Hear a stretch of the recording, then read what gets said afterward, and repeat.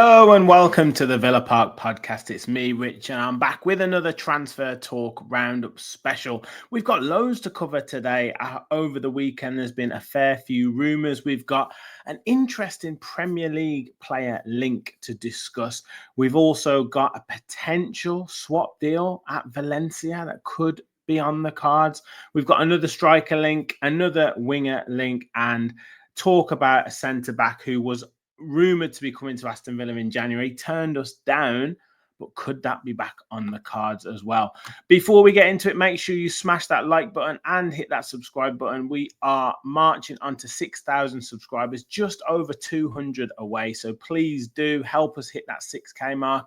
Like, subscribe, and get your comments and your thoughts on the latest players linked with Aston Villa. So let's talk about Mikkel Damsgaard of Brentford. Now, obviously, there are going to be numerous players linked with moves to and from Brentford. Now, Thomas Frank has gone to Tottenham Hotspur. We've seen Mbeumo linked to Spurs. I think we've seen Wissa linked to Spurs as well. But Damsgaard apparently is on Aston Villa's radar, and a really interesting player because I guess doesn't quite look the part as a footballer, shall we say, but really, really effective player and elusive player, I would say. That's probably the word I would use for him. And he's featured 87 times in the Premier League for Brentford since 2022, scored 2 goals in the Premier League, and has appeared for Denmark 32 times, scoring 4 goals. Brentford bought him from Sampdoria and played for Nordsjælland as well earlier on in his career. So, look, he's, I guess, developed in the Premier League over the last few years, and last season was a real key player and can put himself about, can create goals, can create chances, and can play in multiple positions, as we see here, central midfield, attacking midfield, and on the left-hand side as well. And playmaking and high pressing seem to be his most strengths. Good rating in the Premier League. Look at that all across the pitch, which shows his versatility, shows his fitness, and shows, I guess, the reliability and the responsibility that Thomas Frank put on him. 34 starts, 38 appearances in the Premier League as well. As I said, 2 goals last season and 4 big chances missed. So does get in the box from time to time. Both goals scored from inside the box and with his right foot. 10 assists. Now that's a real quality that I think Aston Villa could do with. Yes, we had, the link up between Morgan Rogers and Ollie Watkins, but we didn't have a huge amount of assists from elsewhere and goals as well. And he created 15 other big chances. So a real key player for Brentford. 78% passing accuracy, 84% in his own half, and 68% in the opposition half. But look at the number of passes that he's attempting. Accuracy of long balls, chip passes, or variety of passes. And he also tackles 2.2 tackles per game and 4.7 ball recoveries per game. And we know he does work very, very hard. 49% in terms of total duels won and 52% in terms of ground duels won. And only 2 yellow cards. I was actually surprised at that. I thought he'd have more than that. So to me, I think that's a really interesting link for Aston Villa to potentially explore, because I do think he's a really, really good player, and I'd be happy for us to potentially look at signing him. But that, I think, is probably one that I think Brentford will probably want to tie him down. I guess maybe with the uncertainty around Brentford, his agent's looking at it as an opportunity to go, right, if you want to keep this key player, pay him what he's worth, give him an improved contract and all that stuff. So I don't know how much is in the rumour. Maybe Aston Villa are being used as bait, but I would welcome it if we were to look to sign him. Let me know your thoughts in the comments on Mikkel Damsgaard. Now, when I talked about the potential swap deal with Valencia, Enzo Baranachea obviously had a real solid season at Valencia last season on loan and did very, very well. And lots of Villa supporters really want to see him back in the Premier League, potentially in an Aston Villa shirt, and can play defensive midfield, can play central midfield. And I think he impressed in pre-season a lot and has actually been called up to the full Argentinian squad. So a lot of Villa fans are kind of scratching their head as to thinking, well, why isn't he being considered for the first team?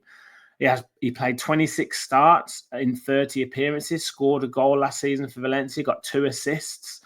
created one big chance. His passing accuracy was in the high 80s, 87%, 92% in his own half, 82% in the opposition half, 61% in terms of total duels won, both ground duels and aerial duels. So I think I would agree with a number of Aston Villa supporters that we should really be taking a look at him now, especially when you look at the price that is potentially being quoted to Valencia in terms of what we are looking to gain on him.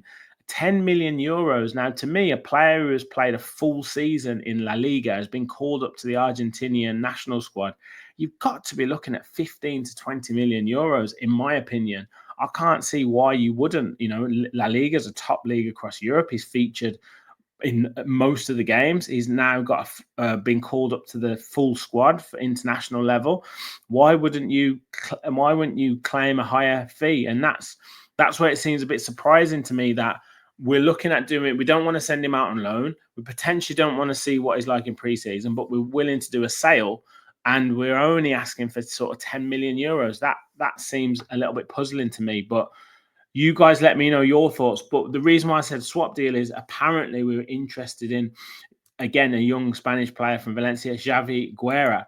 And he is another interesting player, a 6'2" midfielder, represented Spain under 21s 12 times, has featured for Valencia since 2022, featuring 82 times in La Liga, scoring 8 goals.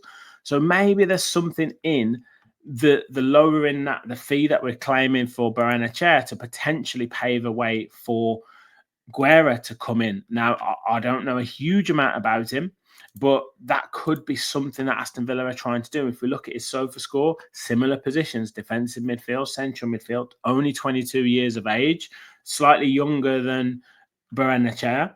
So maybe it suits both parties. And as again, across midfield, 31 starts, 36 appearances in La Liga, scored 3 goals in La Liga, 2 big chances missed, all 3 from inside the box, all with his right foot as well.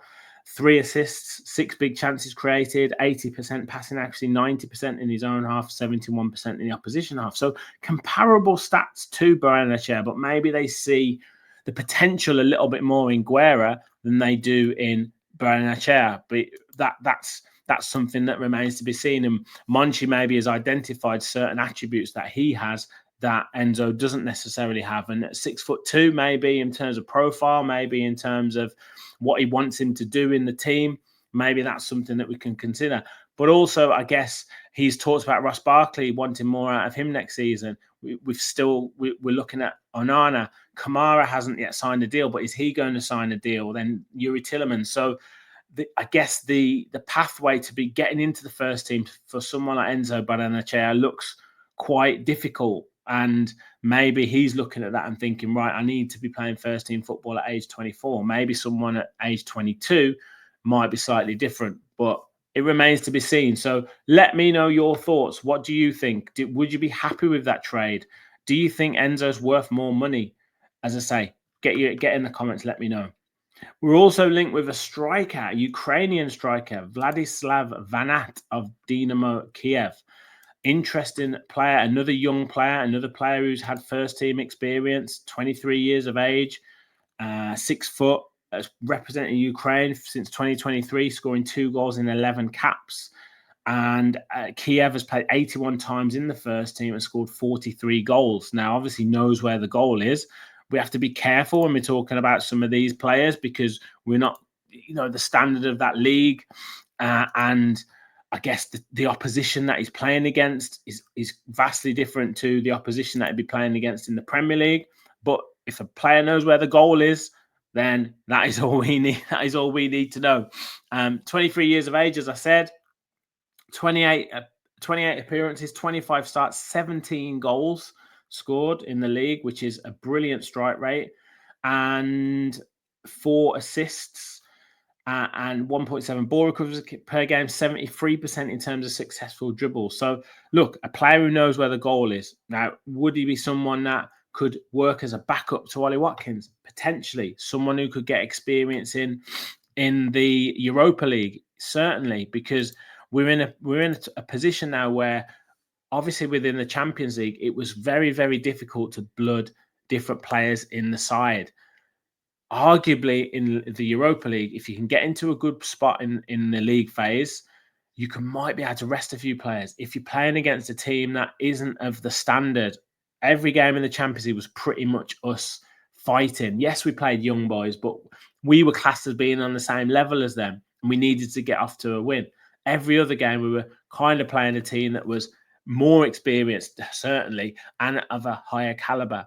So in the Europa League, with third season in Europe, we might be able to manage it a little bit better, and we might be able to play other players. So putting someone like a second striker in behind Ollie Watkins, so you don't have to play Watkins every single game, could be more of a strategy. So could Vanat be someone that could fill that void? We're obviously looking for someone who could be a support striker. We're obviously looking for someone who can be a backup striker. Maybe it could be him. Now, last couple of players. Antonio Nusa has been on Villa's, reported to be on Villa's radar of RB Leipzig and of previously of Club Bruges as well. And looks a really exciting player, 20 years of age, so fits the profile very much so. 25 appearances in 2024 for RB Leipzig in the league, 3 goals. Previously had 62 league appearances for Club Brugge and scored 5 goals, and has represented Norway 15 times, scoring 5 goals. So obviously a really attacking winger, but knows where the goal is as well, and could be an exciting player. We've obviously seen us linked with Jesus Rodriguez. We know potentially someone like a Leon Bailey could be on the move. We know we potentially need to lower the age of the squad. And Unai Emery likes these types of players, as we keep saying. Players who've played first-team football, players of an age of 18, 19, 20, 21, 22 that he can polish into diamonds, and potentially they go on to be obviously great for the first team at Aston Villa, but increase their value markedly, so that then if we do need to sell, or if someone comes in with a huge bid, we're obviously going to make a lot of profit.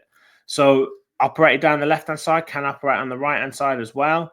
25 appearances, as I said, 16 starts, 3 goals last season in the Bundesliga, 1 big chance missed, 2 from inside the box, 1 from outside the box, all 3 with his right foot, so cuts in off that left-hand side. 3 assists, 6 big chances created, 78% in terms of accurate passes, 81% in his own half, 71% in the opposition half, and 3.1 ball recoveries per game, 1.2 tackles per game. So someone who does, again, work very hard and has a lot of energy, but also can score goals as well. So could be a real hot property and hot talent. But it does look like we're in the market for a young player across Europe who can maybe add a bit of pace, add a bit of directness, and add some more competition to the wide positions that we've got.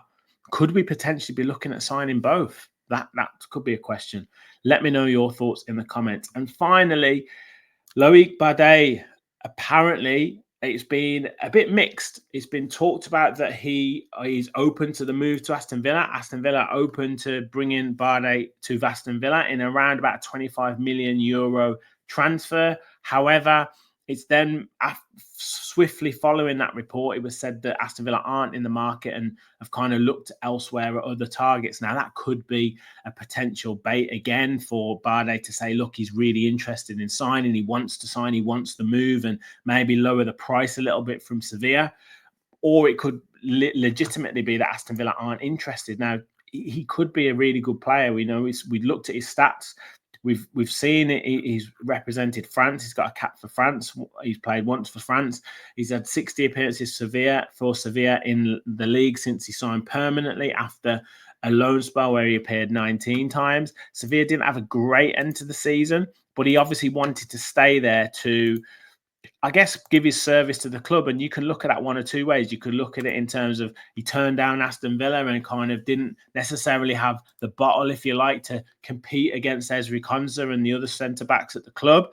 Or you could look at it and say he wanted to show loyalty to the club till the end of the season, and then, maybe move when the time was right. So I don't know, where do you guys stand? Let me know your thoughts in the comments. But we see positioning, tackling, ground duels being his main strength. Operates on that right channel, okay?